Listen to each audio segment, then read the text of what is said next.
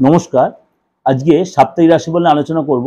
সাপ্তাহিক রাশি বলতে 1 তারিখ থেকে 7 তারিখ, অর্থাৎ 1 এপ্রিল টু 7 এপ্রিল। তার আগে বলে রাখি গ্রহ রাশির সিচুয়েশনটা।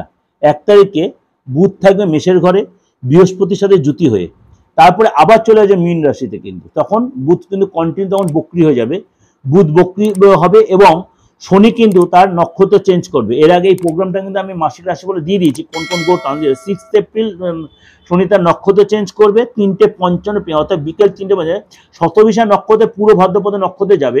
আমি কিন্তু এটা নিয়ে প্রোগ্রাম দেওয়া রয়েছে। আবার শুক্র যাবে আপনার 31 তারিখে, শুক্র 31 তারিখে যাবে কোথায়?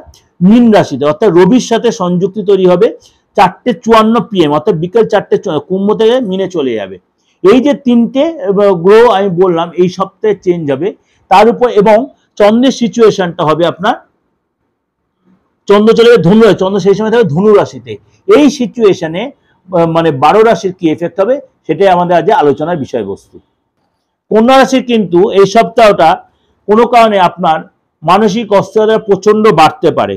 প্রতি পদে পদে কাজে বাধার সম্মুখীন হবে, কাজে সফলতা আসবে না, হওয়া কাজ বিগড়ে যেতে পারে, মনটা ভীষণ অস্থির হতে পারে।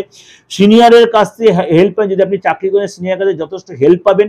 কিন্তু সিনিয়রের কথা কখনো আপনি রাগ দেখাবেন না। সিনিয়র তো কোনো কাজের জন্য আপনার বাইরে পাঠাতে পারে, সেই কাজের জন্য আপনি বাইরে অবশ্যই যাবেন। কোনো বড় ডিল হতে পারে। মাইন্ড ইট, একটা কথা বলে দিই, কন্যা রাশির লোকেরা এই সপ্তাহে কোনো কারণে হয়তো কোনো ব্যাড নিউজ পেতে পারেন। সরি টু সে, কোনো কারণে কোনো অপ্রত্যাশিত কোনো খবর চলে আসতে পারে, এটার জন্য আপনি হয়তো ভারাক্রান্ত হতে পারেন। সেটা নিয়ে নিজেকেই আবার ওভারকাম করে আবার কাজে এগোতে হবে। কোনো এই সপ্তাহে একটু কাউকে ধার দেবেন না, ইনভেস্ট করবেন, নতুন কোনো জায়গায় কোনো পুঁজি ইনভেস্ট করবেন না। ঘরে কোনো মাঙ্গলিক কাজে পুজো অনুষ্ঠান হতে পারে, মুখের সামনে থেকে সুযোগ আটকে যেতে পারে। এবং আপনি যদি কমিশন বেসিস কোনো কাজ করেন অবশ্যই কমিশন পাবেন, এবং নতুন কোনো কর্মের সন্ধান হতে কিন্তু সেখানে ইনভেস্ট করেন। রিপিটেডলি বলছি, রাস্তাঘাটে চলাফেরার ব্যাপারে অবশ্যই সাবধান। অবশ্যই স্নানের জলে যদি পারেন কন্যা রাশির লোকেরা জাফরান মিশিয়ে বা একটু মৌরি গুঁড়ো করে জলে মিশিয়ে 3-4 দিন স্নান করলে অবশ্যই আপনার জন্য ভালো হবে। যাই হোক, এগুলো ওভারঅল আপনার প্রেডিকশন চন্দ্র রাশির উপর বেস করে।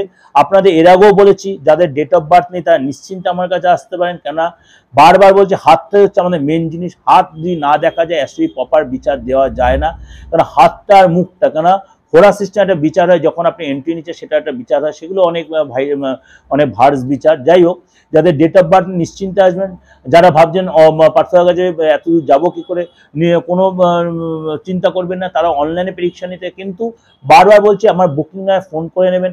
আর অনেকের কনফিউশন, আমি আদৌ তন্ত্র ব্যাপারটা জানি কিনা। আমার তন্ত্র হচ্ছে আমার রক্তে, তন্ত্র হচ্ছে আমার ফ্যামিলি বংশ পরম্পরা, কারণ আমাদের এটা সেই গুরু দীক্ষা ব্যাপারটা ছিল। যাই হোক, এগুলো আমি মিডিয়াতে ডিসকাশন করি না।